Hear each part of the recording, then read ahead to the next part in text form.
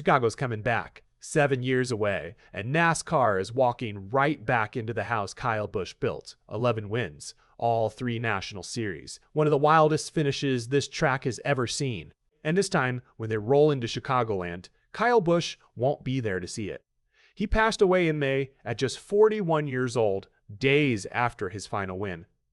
The all-time wins leader in NASCAR history. 2/3 of them across Cup, O'Reilly, and Trucks. So this week, before the green flag drops, we're going back. Back to the track where Rowdy built some of his loudest, angriest, most unforgettable moments.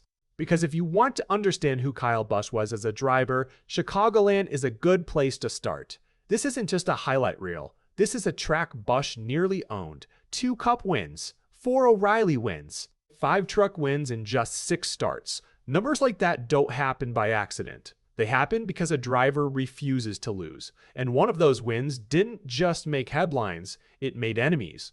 2018, white flag lap. Kyle Busch is leading. Kyle Larson is hunting him down. Larson dives to the inside. He tries the slide job. He can't quite clear him. Contact, left rear. Busch is sent into the wall exiting turn 2. Larson surges into the lead. Busch is not done. He drives in deep, so deep he's almost on the apron, and slams into the back of Larson's car. Busch keeps going, clipping the wall himself. Larson spins sideways, and through all of it, the contact, the wall, the spin, Kyle Busch never lifts. He takes the checkered flag in what may be the most spectacular finish Chicagoland has ever produced. The booing starts almost immediately. Busch's answer? A mock crying face for the crowd.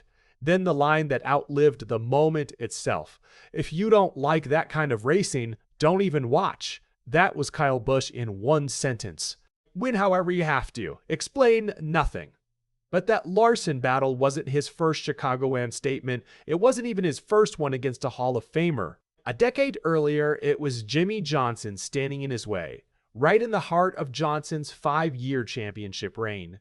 2 laps to go. Restart. Busch goes to the outside, side by side, door to door. Busch clears him right at the white flag. Johnson nearly gets into the back of him in the final corner. Busch defends anyway.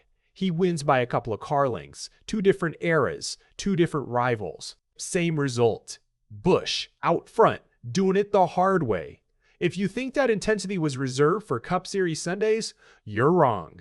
In the Truck Series at Chicagoland, Kyle Busch was nearly unbeatable. 6 starts, 5 wins. The one race he didn't win, he still finished 5th. He won the very first truck race ever held at that track, leading half the field. Then he just kept doing it, race after race, sometimes running away with it, sometimes making it look closer than it needed to be. Because dominance wasn't always simple. Not even for him. The O'Reilly Series tells that story best. 4 wins at Chicagoland. And 2 of the hardest fights of his career came against his own teammates. 2010. Green-white checkered. Joey Logano, his own JGR teammate, is out front. Busch reels him in, door to door. Contact nearly happens. He finally clears Logano right at the white flag with almost nothing left in hand. Behind them, a wreck breaks out. The race ends right there. Busch out front survives it. 5 years later happens again. Different teammate. Same track. Same stakes. Matt Kenseth is closing in with 2 laps to go. He throws a slide job, passing a lapped car and Busch in one wild move, sliding up the track in the process. Busch sees it. He lifts. He cuts back underneath Kenseth right at the white flag. He reclaims the lead. He wins. 2 teammates. 2 near disasters. 2 wins that came down to a single lap. A single decision. A single moment where Busch simply refused to finish second. So what does all that add up to? 15 Cup starts at Chicagoland. 2 wins, 5 top 5s, 8 top 10s, 573 laps led. 13 O'Reilly starts. 4 wins, 8 top 5s, 8 top 10s, 1,039 laps led. 6 truck starts. 5 wins, 6 top 5s, 6 top 10s, 423 laps led. Read those numbers again. In the Truck Series, he finished top 10 in every single start. In the O'Reilly Series, same thing. Every start, a top 10. That's not a good week at one track. That's a driver who treated Chicagoland like it belonged to him. Now the series returns there for the first time in 7 years, and the man who owned it more than almost anyone else in NASCAR history won't be strapped into a car. Here's the takeaway. Kyle Busch didn't just win at Chicagoland, he won there in nearly every way possible. Against legends, against teammates, against a track that kept throwing new challenges at him, and he kept finding an answer. Here's the angle you might not have considered. Some of his most memorable wins at that track weren't against rivals at all. They were against his own teammates.